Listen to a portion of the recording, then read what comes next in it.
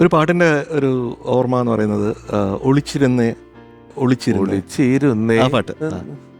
മുറ്റത്തെത്തും തെറ്റിപ്പൂവിൽ ഒളിച്ചിരുന്നേന്നാണ്.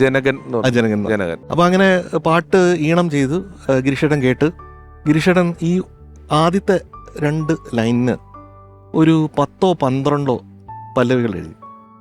അപ്പൊ ഈ 12 കണ്ടിട്ട് ഞാൻ പറഞ്ഞു, ഗിരീഷേട്ടാ ഇത് ഞാൻ ഉദ്ദേശിച്ച പോലെ ഒരു സാധനമല്ല. അപ്പൊ ഗിരീഷേട്ടൻ പറഞ്ഞു, നീ ഉദ്ദേശിച്ച പോലെ ചെയ്യാനല്ല ഞാൻ ഇവിടെ ഇരിക്കണേ.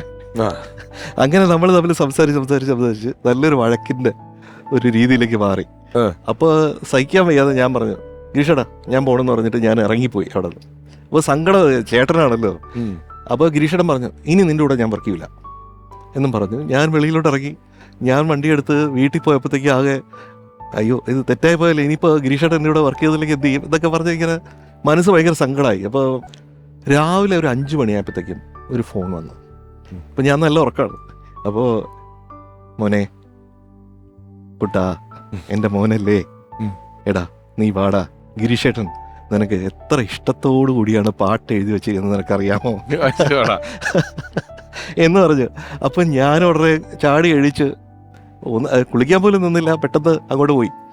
അവിടെ പോയി കഴിഞ്ഞപ്പോഴത്തേക്കാണ് ഈ പേപ്പറിൽ ഒളിച്ചിരുന്നേ എന്ന് എഴുതി വെച്ചിരിക്കുന്നത്. അത് മറക്കാനാവാത്ത കണ്ണ് നിറച്ച ഒരു സന്ദർഭമായിരുന്നു.